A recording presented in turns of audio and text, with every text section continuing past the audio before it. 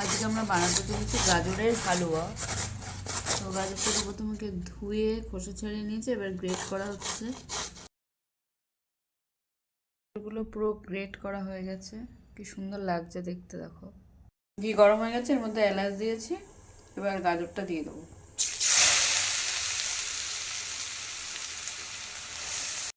গাজরটা একটু নরম করে নেওয়া হচ্ছে এর মধ্যে নেড়ে।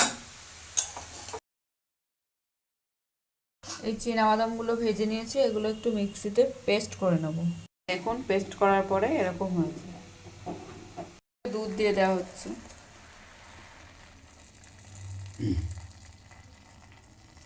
আমি এখানে প্যাকেট দুধ নিয়েছি, আপনারা চাইলে গরুর দুধও নিতে পারেন বা আমুল দুধ নিতে পারেন।